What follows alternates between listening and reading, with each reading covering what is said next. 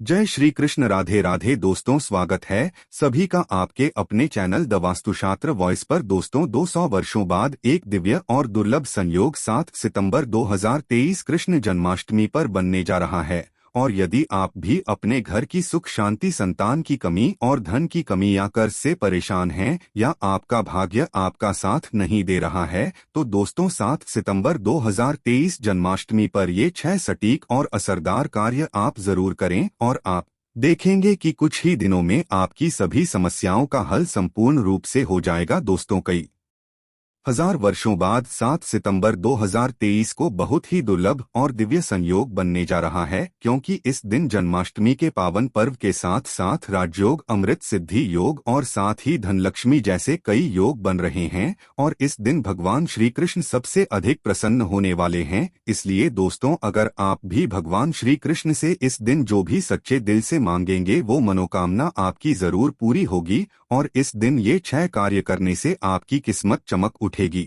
आखिर कौन से हैं वह कार्य जो आपको सभी कष्टों से मुक्त कर देंगे, आज की इस वीडियो में हम आपको विस्तार से बताएंगे। इसलिए दोस्तों, वीडियो को अंत तक जरूर देखें। और दोस्तों, अगर आप भी अपने जीवन में भगवान श्री कृष्ण की कृपा पाना चाहते हैं तो इस वीडियो को लाइक करें, कमेंट में जय श्री कृष्ण राधे राधे लिखना ना भूलें। दोस्तों, भगवान श्री कृष्ण का जन्म भाद्रपद माह के कृष्ण पक्ष की अष्टमी तिथि को हुआ था। इस शुभ तिथि को भगवान श्री कृष्ण के जन्म उत्सव के रूप में मनाया जाता है और इसे जन्माष्टमी कहा जाता है। जन्माष्टमी भारत के हर कोने में बड़े उत्सव के साथ मनाते हैं। इस पर्व को विदेशों में रहने वाले नागरिक भी बड़ी धूमधाम के साथ मनाते हैं। दोस्तों, मान्यता है कि इस दिन पूरे श्रद्धा भाव से पूजा व्रत आदि करने से भगवान सबकी मनोकामनाएं पूरी करते हैं। और वहीं अगर जिन लोगों की कुंडली में चंद्रमा अगर कमजोर होता है तो उनके लिए यह व्रत बहुत ही शुभ और फायदेमंद होता है। संतान प्राप्ति के लिए जन्माष्टमी का व्रत रखना बहुत ही शुभ और मंगलकारी माना जाता है कि जो भी स्त्री जन्माष्टमी के दिन भगवान गोपाल को झूला झुलाती है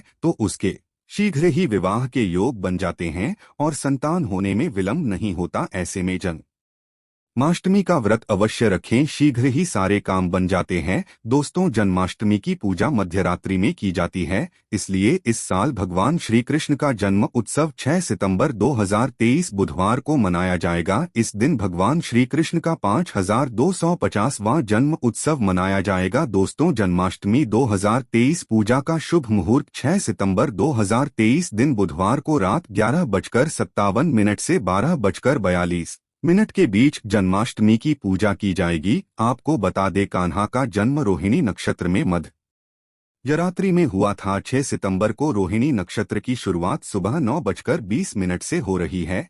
अगले दिन 7 सितंबर को सुबह 10:25 पर इसका समापन हो जाएगा। वहीं जन्माष्टमी व्रत का धारण 7 सितंबर को सुबह 6:02 या शाम 4:14 के बाद किया जा सकेगा। दोस्तों, वहीं ग्रस्त और वैष्णव संप्रदाय के लिए जन्माष्टमी की तिथि आपको बता दें, ग्रस्त और वैष्णव संप्रदाय के लोग अलग अलग दिन कृष्ण जन्माष्टमी मनाते हैं। ऐसे में 6 सितंबर 2023 को ग्रस्त जीवन वाले लोग और 7 सितंबर 2023 को वैष्णव संप्रदाय के लोग कान्हा का जन्म उत्सव मना सकते हैं। दोस्तों, जन्माष्टमी व्रत से पहले रात को हल्का भोजन करना चाहिए और अगले दिन पूर्ण रूप से ब्रह्मचारी का पालन करना चाहिए। उपवास के दिन ब्रह्मा मुहूर्त में उठकर स्नान आदि से स्वच्छ होकर साफ वस्त्र पहनने चाहिए। उसके पश्चात भगवान श्री कृष्ण का ध्यान करते हुए व्रत का संकल्प लेना चाहिए। इसके पश्चात भगवान श्री कृष्ण को माखन, मिश्री और नारियल से बनी मिठाइयों का भोग लगाएं। दोस्तों, रात 12 बजे भगवान गोपाल का जन्म होगा। इसके बाद उनका पंचामृत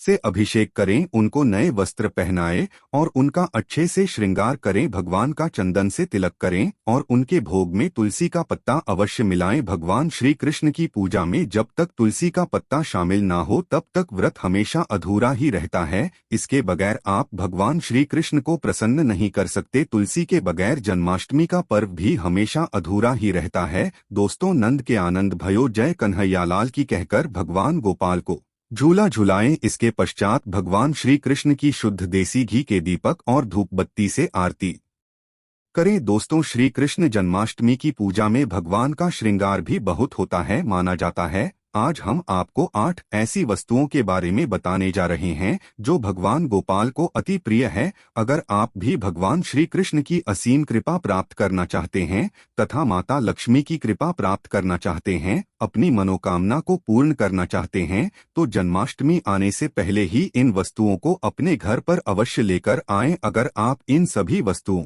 को घर में नहीं ला सकते हैं तो कम से कम आप इनमें से कोई भी एक वस्तु घर में अवश्य यह लेकर आएं और भगवान श्री कृष्ण को यह वस्तु अवश्य अर्पित करें। दोस्तों, नंबर 1 भगवान गोपाल की अति प्रिय वस्तु है मोरपंख। कहा जाता है कि राधा रानी के महल में बहुत मोर हुआ करते थे। जब वो भगवान श्री कृष्ण की बांसुरी की धुन पर नृत्य करते थे तो उनके साथ में मोर भी नाचा करते थे। एक दिन किसी मोर का पंख जमीन पर गिर गया, जिसे तुरंत उठाकर भगवान श्री कृष्ण ने अपने मस्तक पर सजा लिया। भगवान श्री कृष्ण के मस्तक पर सजा मोर पंख राधा रानी के प्रेम की निशानी मानी जाती है। इसीलिए भगवान गोपाल के जन्म उत्सव की पूजा में मोर पंखों से उनकी हवा किए जाने का चलन है। इसीलिए जन्माष्टमी पर मोरपंख घर में अवश्य लाना चाहिए। दोस्तों, एक अन्य कथा के अनुसार देवी राधा हर दिन मोर कुटी मंदिर के पास मोरों को दाना देने जाती थी। एक बार जब देवी राधा वहां पहुंची तो वहां पर एक भी मोर नहीं था। राधा रानी उदास हो गई। कान्हा ने देवी राधा को प्रसन्न करने के लिए स्वयं मोर रूप धारण कर लिया और वहां पहुंच गए। राधा रानी कान्हा का यह रूप देखकर बहुत प्रसन्न हुई। दोस्तों, मोरकुटी मंदिर में मोर रूप में आज भी राधा कृष्ण की पूजा होती है। इसीलिए भगवान श्री कृष्ण को प्रसन्न करने के लिए श्री कृष्ण जन्माष्टमी के पूजन में मोरपंख अवश्य ही शामिल करना चाहिए। हिंदू मान्यताओं के अनुसार घर में मोरपंख का प्रयोग करने से अमंगल टल जाता है। विशेष रूप से कहा जाता है कि मोरपंख से बुरी आत्माएं पास नहीं आती। मोरपंख को भगवान गोपाल ने अपने मुख पर स्थान दिया तथा सम्मान दिया। वास्तु के अनुसार मोरपंख घर से अनेक प्रकार के वास्तु दोष को दूर करता है और मोरपंख सकारात्मक ऊर्जा को अपनी ओर खींचता है। मोरपंख मोर के बाजू से अलग होने के बाद भी जीवित रहता है, तभी तो इसका सकारात्मक असर अपना काम तेजी से करता है। दोस्तों, दूसरी चीज है बांसुरी। भगवान राम की पहचान धनुष से है तो भगवान गोपाल की बंसी। भगवान गोपाल की मधुर बांसुरी की धुन सुनकर गोपियां उनकी ओर खींची चली आती थी। भगवान गोपाल की बंसी प्रेम और आनंद का प्रतीक है। बाल कृष्ण गोपियों के साथ बंसी बजाकर रास रचते थे और सृष्टि में प्रेम का संचार करते थे। दोस्तों, जन्माष्टमी के दिन भगवान श्री कृष्ण के श्रृंगार की सामग्री में बांसुरी को शामिल करने से गृहस्थी में प्रेम और आनंद आता है। भगवान कृष्ण को बांसुरी अर्पित करने के साथ ही आप अपने घर में बांसुरी को अवश्य ही लाएं। दोस्तों, माना जाता है कि जहां कहीं भी वास्तु दोष हो वहां बांसुरी लगाने से वास्तु दोष दूर हो जाता है। लेकिन ध्यान देना जरूरी है कि बांसुरी कभी भी सीधी नहीं लगानी चाहिए, बल्कि इसे हमेशा तिरछा लगाने से लाभ मिलता है। साथ ही बांसुरी का मुंह हमेशा नीचे रहना चाहिए। इसके अलावा दाम्पत्य जीवन में तनाव या फिर कलहपूर्ण वातावरण रहता हो तो सिरहाने में बांसुरी रखकर सोने से बहुत अधिक लाभ मिलता है। दोस्तों, तीसरी चीज है मोर मुकुट। ज्योतिष गणना के अनुसार ऐसा माना जाता है कि भगवान कृष्ण की कुंडली में कालसर्प योग था। इसीलिए वे सदैव अपने मुकुट पर मोर का पंख हमेशा धारण करते थे। मोर और सर्प में भीषण शत्रुता होती है, इसीलिए मस्तक पर मोर मुकुट धारण करने से कालसर्प दोष का योग कम होता था। भगवान की पूजा में उन्हें मोर मुकुट पहनाने से कालसर्प दोष का प्रभाव दूर हो जाता है। दोस्तों, चौथी चीज है माखन मिश्री। नंद के लाल गोपाल को माखन अति प्रिय है। कहते हैं जिस रात गोपाल का जन्म हुआ उस रात नंदगाम की गोपियों ने सपने में देखा था कि गोपाल माखन मांग रहे हैं। नंदलाल को माखन इतना प्रिय था कि वह बचपन में गोपियों की मटकी से माखन चुराकर तथा मटकियां तोड़कर माखन खा लिया करते थे, जिसकी वजह से इनका एक नाम माखन चोर भी है। दोस्तों, भगवान के भोग में माखन मिश्री को अवश्य ही शामिल करना चाहिए। प्रेम पूर्वक भगवान गोपाल को माखन मिश्री का भोग लगाने से आरोग्य की प्राप्ति होती है, धन सुख समृद्धि की प्राप्ति होती है, धनलक्ष्मी आपके घर में धन की वर्षा करती है। भगवान गोपाल को माखन मिश्री अर्पित करने से वे शीघ्र ही आपकी सभी इच्छाएं पूर्ण करते हैं। दोस्तों, पांचवी चीज है झूला या फिर पालना। भक्ति भाव के भूखे बाल गोपाल को जन्माष्टमी पर झूला झुलाने की परंपरा चली आ रही है। यह ठीक उसी प्रकार से है जैसे बच्चे के जन्म के बाद उसे पालने में झुलाने से आनंद की प्राप्ति होती है। उसी प्रकार भक्तजन अपने प्रभु के बाल स्वरूप को पालने में झूला कर भक्ति के परम सुख को प्राप्त करते हैं। दोस्तों, भगवान को झूला या पालना भेंट करने से प्रेम और आनंद की प्राप्ति होती है और एक नारी को भगवान गोपाल की तरह ही एक सुंदर पुत्र की प्राप्ति होती है, जो कि ऐसा बालक भगवान गोपाल की तरह ही मनमोहक होता है, सुंदर होता है, आकर्षण से भरा होता है। दोस्तों, छठी चीज है पीले वस्त्र। जन्मोत्सव के वक्त भगवान के बाल स्वरूप को पंचामृत से स्नान कराने के पश्चात पीले रंग के नए वस्त्र पहनाए जाते हैं। अगर आप भी इस बार जन्माष्टमी का पर्व मनाने वाले हैं तो आप पूजा की सामग्री में पीले रंग के वस्त्रों को अवश्य ही शामिल करें। पीली चीजें अवश्य शामिल करें। भगवान को पीताम्बर वस्त्र अति प्रिय है, यह प्रेम और बैरागी के प्रतीक हैं। दोस्तों, सातवीं वह चीज है गौमाता। भगवान गोपाल का निवास गौलोक माना जाता है। गाय भगवान सहचर है। भगवान गोपाल के साथ पूजा में बछड़े के साथ ही गाय की पूजा करना सुख समृद्धि दायक माना जाता है। पुराणों में गाय को धन का प्रतीक माना गया है। भगवान धन रूपी गौ की रक्षा करते हैं। दोस्तों, ज्योतिष शास्त्र के अनुसार गाय के भीतर गुरु ग्रह का वास होता है। यदि यह ग्रह किसी व्यक्ति की कुंडली में नीच स्थिति में हो तो उसे गाय की सेवा करनी चाहिए। ऐसा करने से वह उस ग्रह की कुपित दृष्टि से बच सकता है। इसके अलावा वास्तु शास्त्र के अनुसार पूजा स्थान अथवा बैठक के कमरे में ईशान कोण में चांदी की गाय और उसका बछड़ा रखने से भाग्य में वृद्धि होती है। इसीलिए आप जन्माष्टमी से पहले ही चांदी की गाय और उसका बछड़ा अपने घर पर अवश्य ही लाएं। अगर आप चांदी का नहीं ला सकते हैं तो आप मिट्टी का ला सकते हैं, या फिर आप गाय और बछड़े की तस्वीर लाकर भी ईशान कोण में लगा सकते हैं। दोस्तों, आठवीं ये चीज है गीता की पोथी। भगवान कृष्ण ने महाभारत के युद्ध के दौरान अपने प्रिय सखा और पांडवों में श्रेष्ठ दुर्योधन ने अर्जुन को गीता का उपदेश दिया था। गीता मुंह से निकालकर संसार देखने का मार्ग बताती है। इसे भगवान श्री कृष्ण की वाणी कहते हैं, जो मनुष्य को मुक्ति का मार्ग और कर्म पथ पर चलने का ज्ञान देती है। दोस्तों, इसीलिए भगवान की पूजा में गीता की पोथी जरूर रखनी चाहिए और रात में जागरण करते हुए गीता का पाठ हर हाल में अवश्य करना चाहिए। जन्माष्टमी के शुभ अवसर पर भगवान गोपाल की असीम कृपा प्राप्त करने के लिए आप जन्माष्टमी से पूर्व ही इन चीजों को अपने घर पर अवश्य ही लेकर आए और इन्हें भगवान की पूजा में शामिल करें। ऐसा करने से आपको भगवान गोपाल की असीम कृपा प्राप्त होगी, धन लक्ष्मी की कृपा प्राप्त होगी। सभी देवी देवता दोनों हाथों से आपके जीवन में धन की वर्षा करेंगे। दोस्तों, कृष्ण जन्माष्टमी के दिन जरूर करें। ये उपाय आपकी हर मनोकामना होगी पूरी। ज्योतिष शास्त्र के अनुसार यदि आप आर्थिक परेशानियों से घिरे रहते हैं और लाख मेहनत के बाद भी सफलता नहीं मिल रही है तो जन्माष्टमी पर कान्हा का केसर मिश्रित दूध से अभिषेक करें। इस उपाय को करने से कृष्ण जी के साथ धन की देवी लक्ष्मी का भी आशीर्वाद प्राप्त होता है।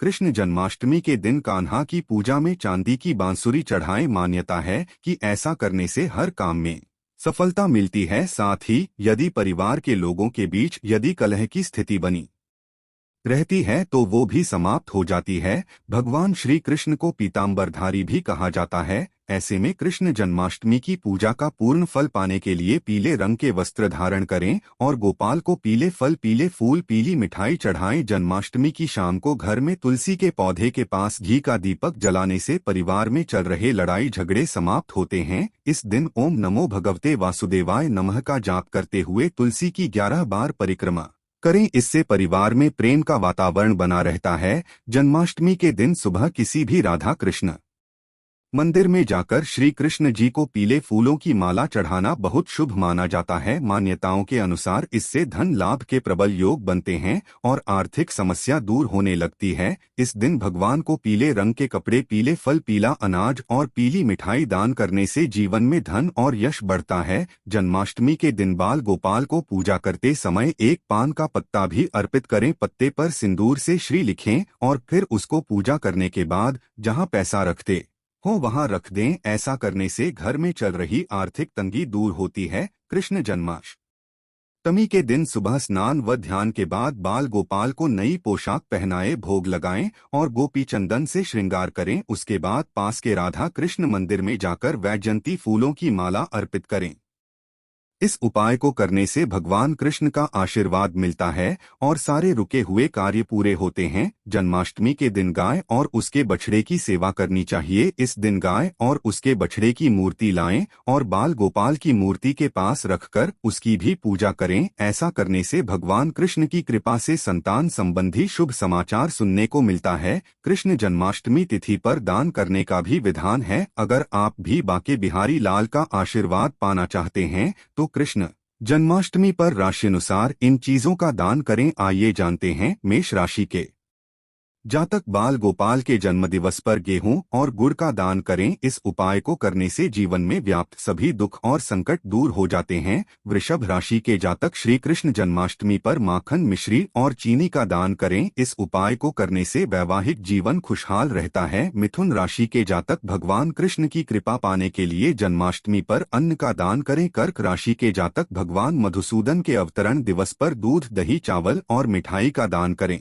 ऐसा करने से घर में सुख और समृद्धि बनी रहती है। सिंह राशि के जातक मुरली मनोहर का आशीर्वाद पाने के लिए जन्माष्टमी पर गुड़ शहद और मसूर दाल का दान करें। कन्या राशि के जातक गोपाल के जन्मदिन पर गौमाता की सेवा करें। साथ ही गौशाला में चारा हेतु धन का दान करें। तुला राशि के जातक भगवान श्री कृष्ण को प्रसन्न करने के लिए श्वेत और नीले रंग के वस्त्र का दान करें। इससे कारोबार में मन मुताबिक सफलता मिलती है। वृश्चिक राशि के जातक कृष्ण कन्हैया के जन्मदिन पर गेहूं गुड़ और शहद का दान करें। इस उपाय को करने से आर्थिक स्थिति मजबूत होती है। धनु राशि के जातक अपने आराध्य भगवान श्री कृष्ण के जन्मदिन पर अपनी आर्थिक स्थिति के अनुसार गीता का दान करें। मकर राशि के जातक गरीबों के मध्य नीले रंग का वस्त्र दान करें। इस उपाय को करने से सभी बिगड़े काम बनने लगते हैं। कुंभ राशि के जातक श्री कृष्ण जन्माष्टमी पर धन का दान करें। इस उपाय को करने से सुख समृद्धि बनी रहती है। मीन राशि के जातक अपने आराध्य भगवान विष्णु के अवतरण दिवस पर केले बेसन के मिश्री माखन आदि चीजों का दान करें। ऐसा करने से साधक को मनोवांछित फल की प्राप्ति होती है।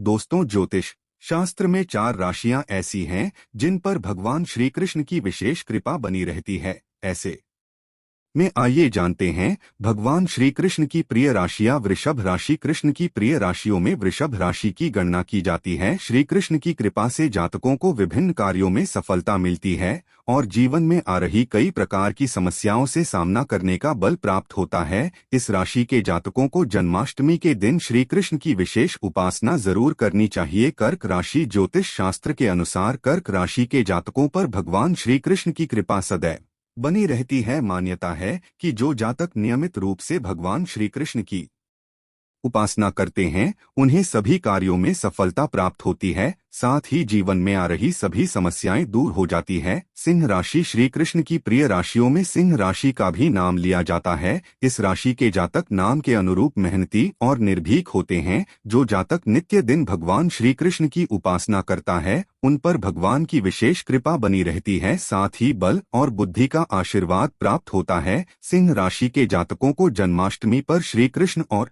राधा रानी का ध्यान जरूर करना चाहिए। तुला राशि के जातकों को भगवान श्री कृष्ण की विशेष कृपा प्राप्त होती है। ऐसा इसलिए क्योंकि इस राशि को भगवान श्री कृष्ण की प्रिय राशियों में गिना जाता है। इस राशि को पूजा पाठ का विशेष फल प्राप्त होता है और मान सम्मान में वृद्धि का भी आशीर्वाद मिलता है। जो जातक श्री कृष्ण जन्माष्टमी पर भगवान श्री कृष्ण की विशेष उपासना करते हैं उन्हें जीवन पर्यंत लाभ प्राप्त होता है। दोस्तों, हिंदू धर्म में कृष्ण जन्माष्टमी का त्योहार बड़े ही धूमधाम के साथ मनाया जाता है। इस वर्ष कृष्ण जन्माष्टमी के त्योहार पर ध्रुव और वृद्धि योग बन रहे हैं। ऐसा माना जाता है कि इन योगों में जन्माष्टमी का व्रत रखने और विधि विधान से भगवान कृष्ण की पूजा करने से कष्टों से मुक्ति मिलती है और मनचाहा वरदान प्राप्त होता है। लोग जन्माष्टमी पर भगवान श्री कृष्ण की पालकी सजाते हैं और अनेकों प्रकार से भगवान कृष्ण का श्रृंगार करते हैं। इस राशि के जातक को कैसे श्रृंगार करना है, आइए आपको बताते हैं।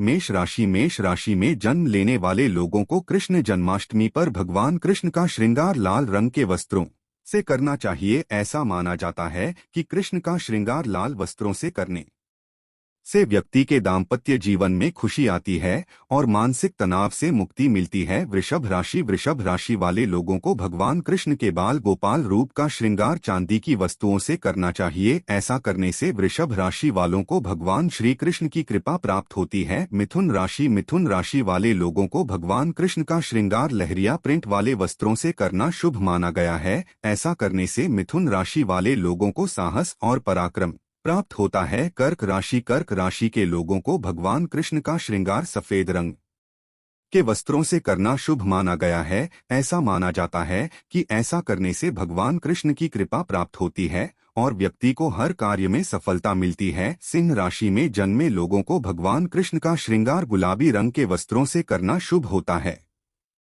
इसके अलावा सिंह राशि वाले भगवान कृष्ण को अष्टगंध का तिलक भी लगा सकते। ऐसा माना जाता है कि ऐसा करने से व्यक्ति के मान सम्मान में वृद्धि होती है। कन्या राशि वाले लोगों को भगवान कृष्ण का श्रृंगार हरे रंग के वस्त्रों से करना बताया गया है। भगवान कृष्ण के श्रृंगार में चंदन का उपयोग भी कर सकते हैं। ऐसा करने से कन्या राशि वालों पर भगवान कृष्ण की कृपा सदैव बनी रहती है। तुला राशि वाले लोगों को भगवान श्री कृष्ण का श्रृंगार केसरिया रंग के वस्त्रों में करना चाहिए। इसके बाद आप भगवान कृष्ण को घी का भोग लगा सकते हैं। ऐसा माना जाता है कि इससे व्यक्ति की आर्थिक समस्याएं जल्द खत्म होती है। वृश्चिक राशि के लोगों को भगवान कृष्ण का श्रृंगार जन्माष्टमी के दिन लाल रंग के वस्त्रों से करना चाहिए। ऐसा करने से भगवान कृष्ण सुख समृद्धि का आशीर्वाद देते हैं और व्यक्ति को आर्थिक लाभ होने की संभावनाएं बढ़ जाती है। धनु राशि के जातकों को भगवान कृष्ण का श्रृंगार जन्माष्टमी के दिन पीले रंग के वस्त्रों से करना चाहिए। इसके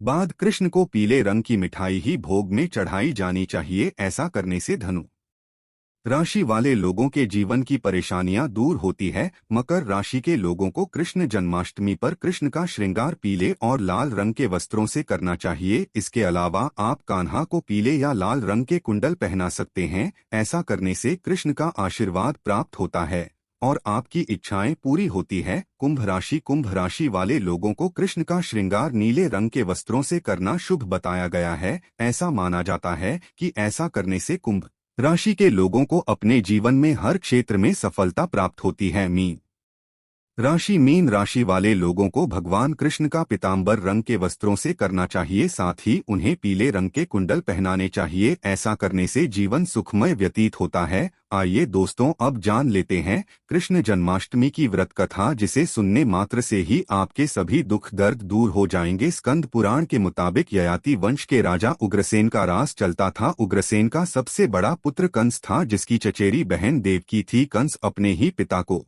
जेल में डालकर स्वयं राज करने लगा। वहीं दूसरी ओर कश्यप राशि का जन्म राजा शूरसेन के पुत्र के रूप में यानी वासुदेव का जन्म हुआ। आगे चलकर वासुदेव का ब्याह देवकी से संपन्न हुआ। देवकी को विदा करने के दौरान एक आकाशवाणी वाणी होती है, एक कंस, तू आज इस बहन को इतने प्यार से विदा कर रहा है, कल उसी का 8वां पुत्र तुम्हारे मौत का कारण बनेगा। ऐसा सुनते ही कंस देवकी को मारने के लिए हावी हो गया, पर सैनिकों और वासुदेव के वचन ने ऐसा होने से बचा लिया। वासुदेव सत्यवादी थे। इन्होंने कंस को वचन दिया कि वो अपना 8वां पुत्र सौंप देंगे। वासुदेव जी की बात मानते हुए कंस ने उन दोनों को बंदी बनाने का निर्णय लिया और उनके पास पहरेदार लगा दिए। इसके बाद कंस ने देवकी के सारे संतानों को मारने का प्रण कर लिया। निश्चय अनुसार देवकी के 7 संतान कंस द्वारा मारे गए। इसके बाद देवकी के 8वें पुत्र का जन्म हुआ। भाद्रपद माह के कृष्ण पक्ष की अष्टमी तिथि को रोहिणी नक्षत्र के दौरान मध्यरात्रि में भगवान श्री कृष्ण का जन्म हुआ था। बालक के जन्म लेते ही जेल की कोठरी प्रकाशमय हो गई। साथ ही एक आकाशवाणी सुनाई दी कि तुम बालक को गोकुल में रह रहे नंद बाबा के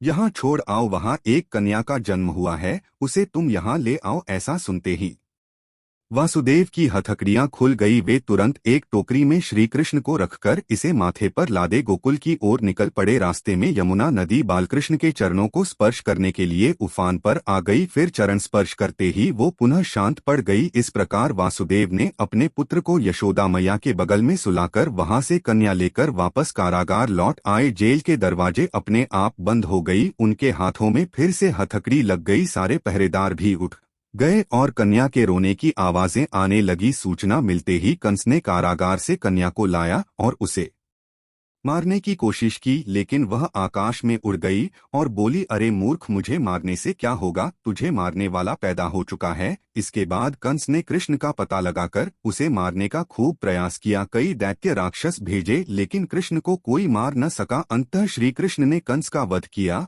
और उग्रसेन को पुनः राजा बना दिया। इस प्रकार कृष्ण जन्माष्टमी की व्रत कथा पूरी हुई। ऐसी मान्यता है कि जन्माष्टमी के दिन कहानी को पढ़ने या सुनने से व्यक्ति के सारे पाप धुल जाते हैं, जीवन की हर समस्याओं का समाधान मिलता है, साथ ही भगवान का आशीर्वाद सदैव बना रहता है। दोस्तों, अगर आप वाकई में श्री कृष्ण भगवान को प्यार करते हैं तो सच्चे दिल से कमेंट बॉक्स में लिखें, जय श्री कृष्ण। जन्माष्टमी की हार्दिक शुभकामनाएं। मिलते हैं अगली वीडियो में, तब तक के लिए जय श्री कृष्ण। राधे राधे दोस्तों।